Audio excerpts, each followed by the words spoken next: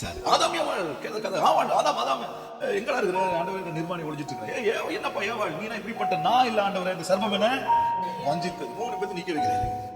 சர்ப்பத்தை பாம்பு நீ பிரச்சனைகளை நான் வச்சுக்கிறவங்க.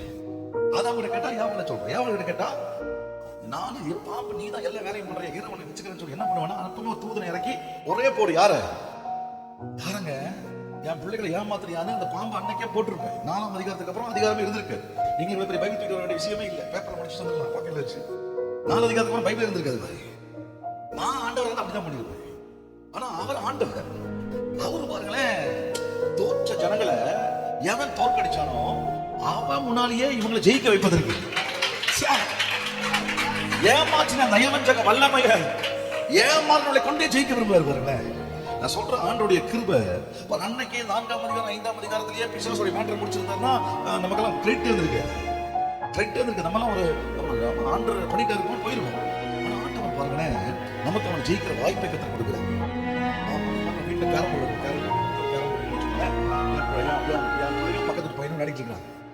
பக்கத்து பையன் எல்லா கைனும் போட்டுறான். என் பிள்ளை தோத்துட்டே இருக்கிறான். நான் என்ன பண்ணணும், எதிரி அப்படின்னு நாங்க உட்காந்து எல்லா கைனும் போட்டு நான் ஜெயிச்சு சொன்னா யாருக்கு மரியாதை? கேவலம் இருக்காது. சின்ன பிள்ளை விளையாடிட்டு இருக்கும் போது உன் பிள்ளை தோத்து போச்சுக்கிறதுக்காக பிள்ளை எழுப்பிட்டு நீ எருமை மாறி உட்காந்து அந்த குட்டி பையனை ஜெயிச்சு அதனையா பெறுவேன். நான் சொல்றது புரியுது உங்களுக்கு?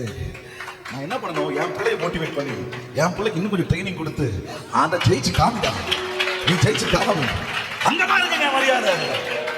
ஹல்லேலூயா. நான் சொல்லட்டுமா, உங்க பிரச்சனையை உங்களை கொண்டு சால்வ் பண்ணி நீங்க இதுவரை தோற்ற விஷயங்கள் மேல உங்களை கொண்டு ஜெயமாய் நிறுத்தி உங்களை அற்புதமாய் மாற்றுகிற ஆண்டவர் தான் நான் ஆராதிக்கிற சர்வ வல்லமையுள்ள ஆண்டவர். ஆமென் ஃபாதர்.